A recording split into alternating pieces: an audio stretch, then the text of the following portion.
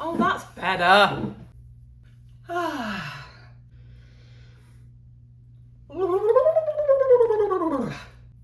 Grab a cup of tea.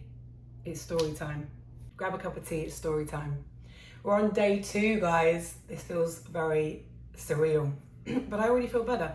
I have to start today's talk off with, I had this whole idea that in every video I want to be in nature, and so I found like several spots. We're in Miami at the moment, and there's either like crazy bikes going past or drilling or loads of parrots, and I'm like, the sound has got to be sounding right. Like, I think with these videos, because I'm not trying to edit at all, the sound's got to be nice, because I want you to be able to listen to this and like have it on in the background and not be like, oh.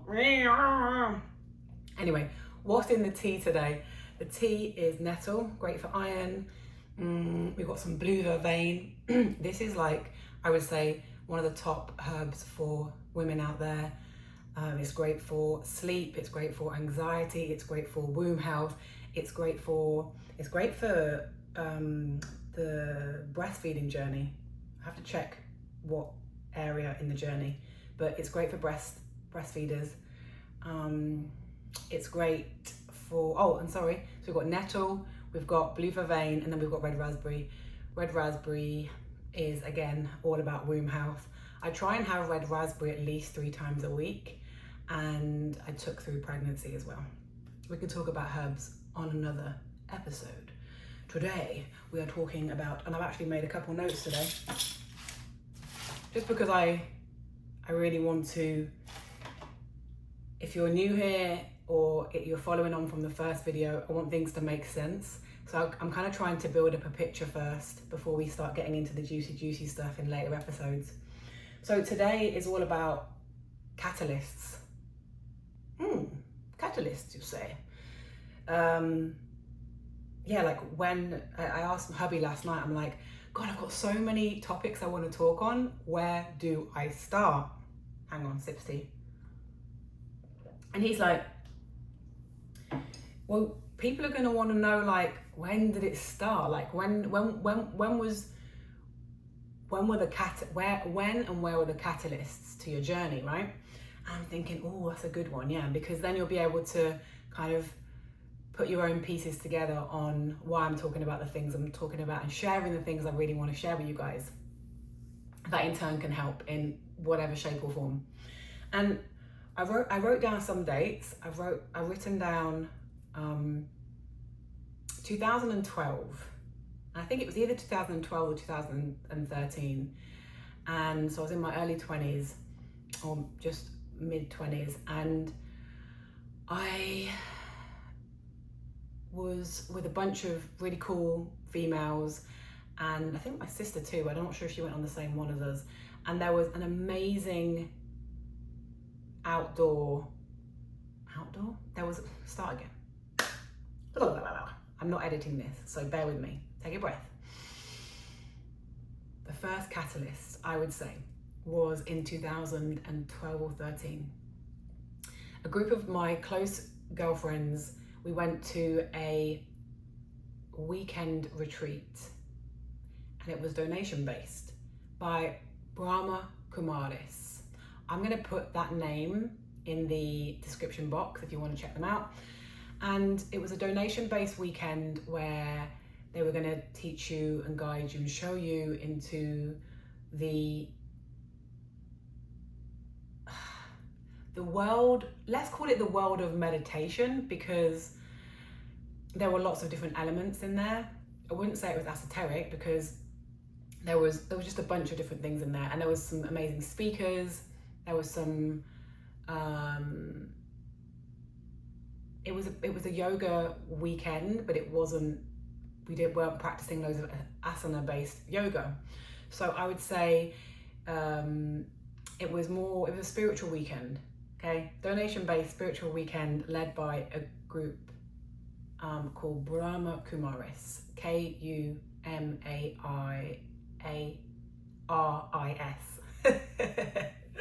Gosh, Tills, this tea should have some caffeine in it. I'm shooting this one early today, sorry, bear with me. So this retreat weekend was fabulous. Well, first of all, have you ever heard of such a thing where you go and it's donation based, right? That in itself is amazing, especially when you're in your early 20s and you want to try something new. I was in a new relationship at the time, and many of us had always had been interested in yoga and breath work, I would say, crystals at the time, and finding out new information. So we all went to this retreat and it was incredible. They taught us, it was a vegetarian based retreat, so all vegetarian meals. There was lots of talks, and I think I still got my journal about why we meditate and how we meditate and the reason of meditation. And I always remember, it stuck with me, it's never to clear the mind. I don't think there's any such thing as clearing the mind. We have a mind that talks, because it's not us, right? It's not us. It's because it has both a yes party and a no party, and sometimes they're working at the same time.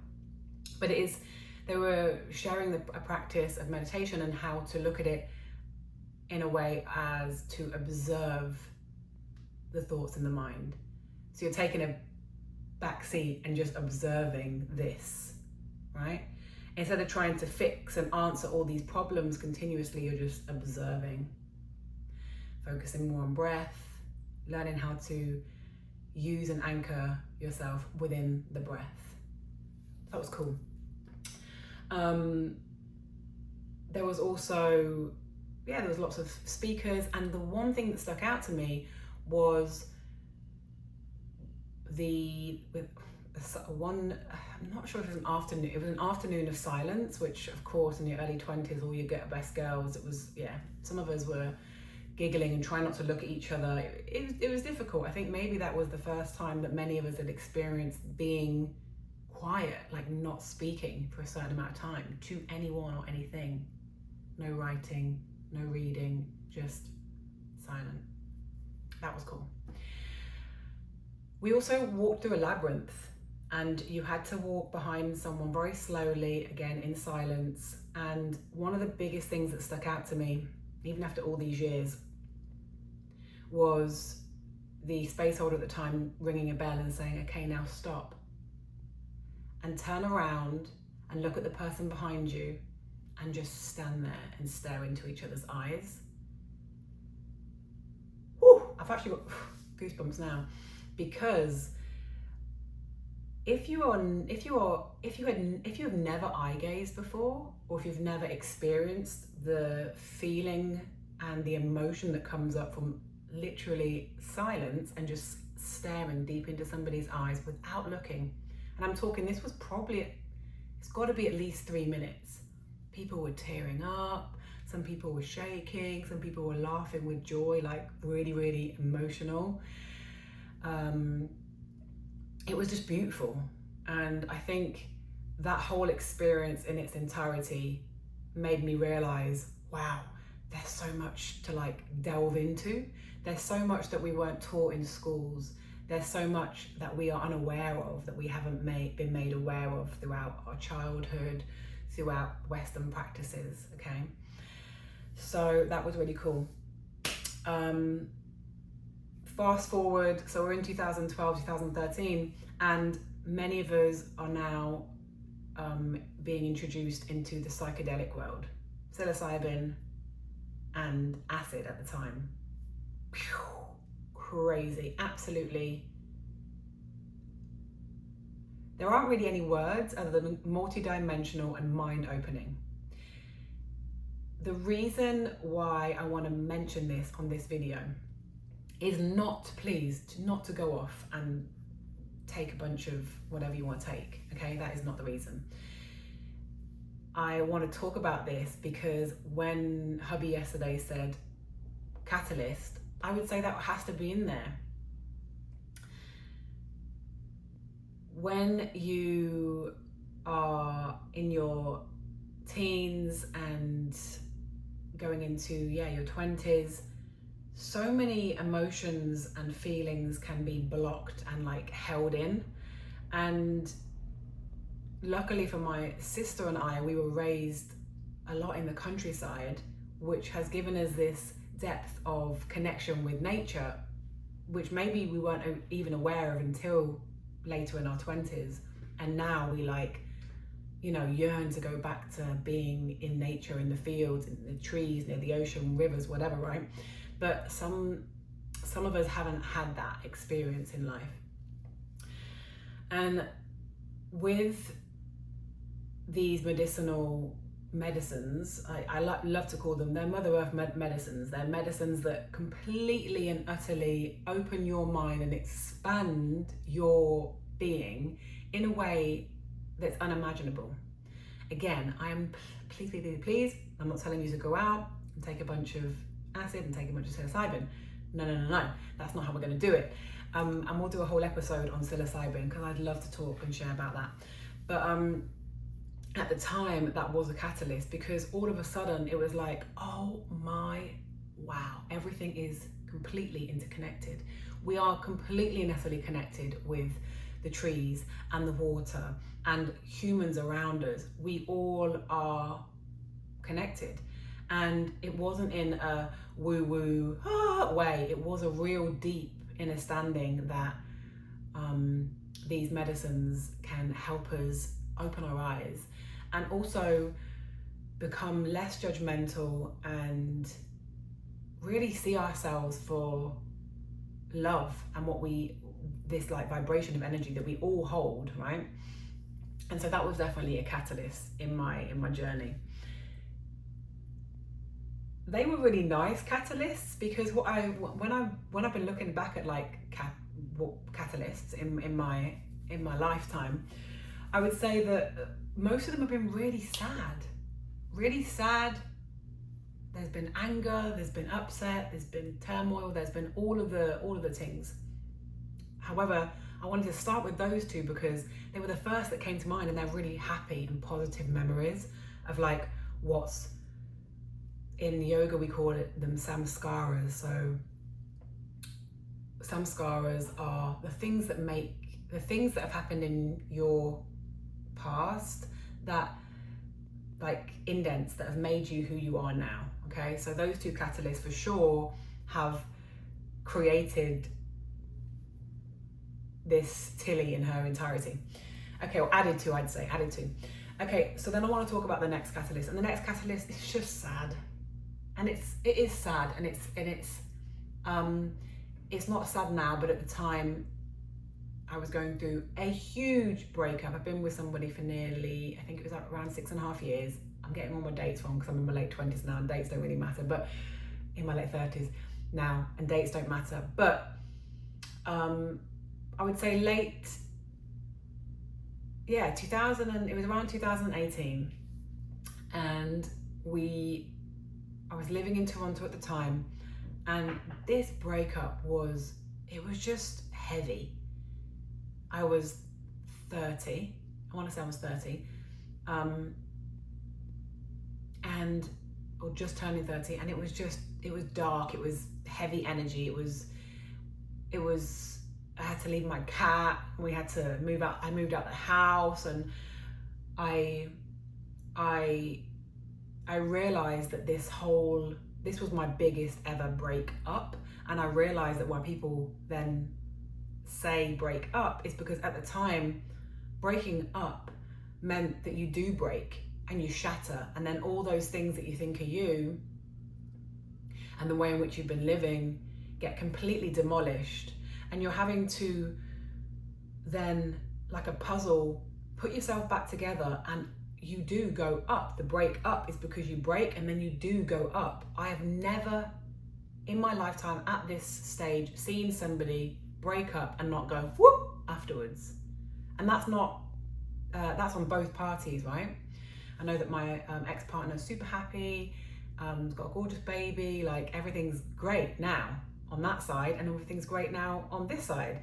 And sometimes things come to an end, and I think we hold on to all these things as attachments, But actually sometimes if we remove ourselves so heavily from being attached to these things in our life, people in our life, areas in our life, homes, because obviously when you're breaking up with somebody and you're living with them, you're not just breaking up with them, you're breaking up with the home, you're breaking up with your pet, you're breaking up with your everyday life and how you structure your life with them. Everything changes. Got to change all your bills, you've got to, your car, everything, right? Your whole life goes upside down. And what I took from that catalyst was the most life-changing transformation. And it took a long time. I would say, a good couple of years to really not feel bitter and upset and angry and cry, there's so much crying. But what I realized with that is a new me was born. Like the me that I wanted to be, that I maybe knew I was, but this person wasn't the right person, so I was being held back from being that person, I was able to be.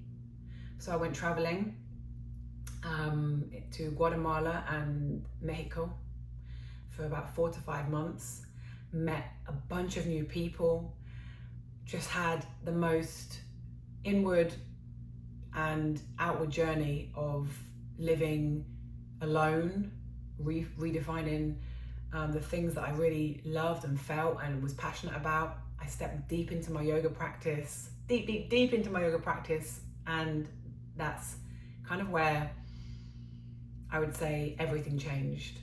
That was the catalyst. There's been many others since then. Birth of a baby, huge catalyst.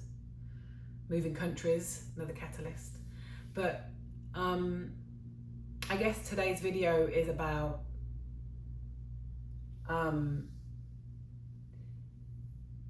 in an ideal world, joy would be our catalyst to move and try out something new, or explore somewhere else, or tap into another version of ourselves we really, really want to ignite.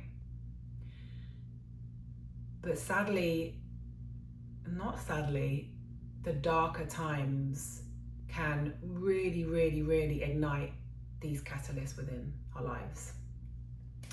And that's actually why I'm starting this, why I finally wanted to start this YouTube channel. We'll bring it now to the present, because I could waffle on here I actually could talk on here for hours about life and whatever else, but I'm not going to today.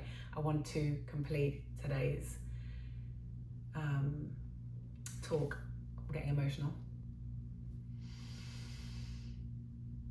Yeah.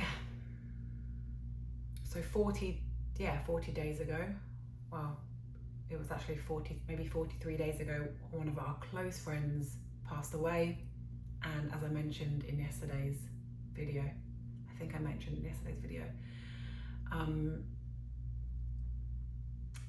it's been a huge catalyst for me, because I realize that first of all, we're all going to transition, we're all going to die, we're all going to move on to wherever's next, whatever your belief system is, wherever's next. But with that close friend of ours that passed, it's made me realize that while we are here, and while we are living and breathing and surrounded by people that do genuinely love us, use that energy and stop being so fearful to do things out of your comfort zone. It is so easy to do that in our later years. Gosh, I look back at those 2012 moments and think, oh my gosh, I was crazy, wild, free, just, we all were, right?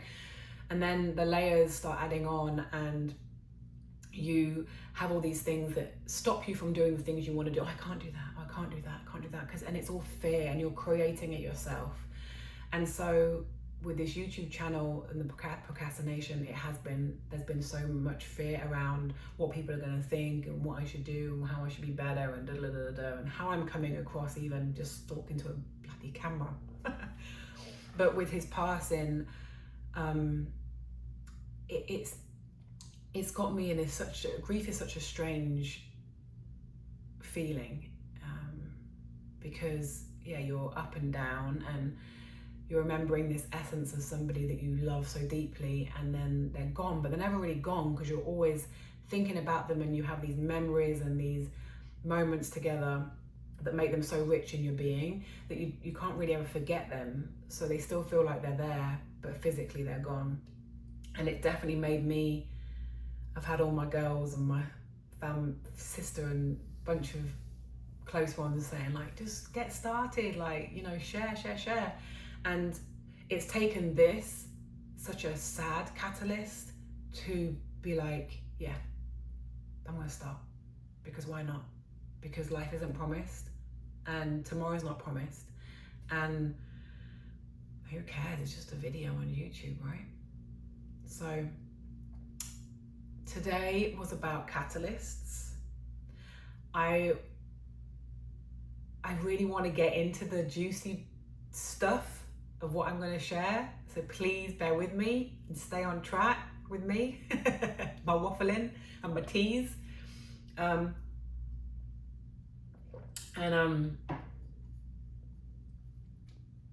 have much to share, and I'm excited that you guys are here with me, and I hope that you've got something out of today that's made you feel like, oh. I'd like to finish today with the art of writing things down. Oh my gosh. If I hadn't have written anything down, I would say I've definitely got that from my mom, who's constantly writing, even if it's little notes or she's always handwriting, and handwriting's beautiful. My sister, always writing. My father, always writing. I have some really close friends that always write, Ellen. We always just the writing of letters. Oh my gosh, that is such a lost art form. The writing of cards, the writing of letters, instead of typing everything all the time. And what I realized today, while even jotting back and looking back, is I have journals upon journals upon journals upon journals filled with not only moments in life that I've gone through, but tips and tricks and quotes that people have said to me, and a person that I've met that's been really cool, that's changed my perspective of something, or a calendar that I've looked through where I've put a note to say, check back in a year, how you doing now, where are you? Oh my gosh, if I can share anything with you today, it would be that. You will then start to look at your life as so many different catalysts, and you really can see how far you've come. And as my sister always says, looking back, when you've asked for the things you've asked for the things that you wanted, now you have them. Chef's kiss to that. I hope you've enjoyed today's waffle. Sorry I've been a bit up and down. Please subscribe for more, and I'll see you tomorrow for day 3. One love, peace and love, and all that jazz.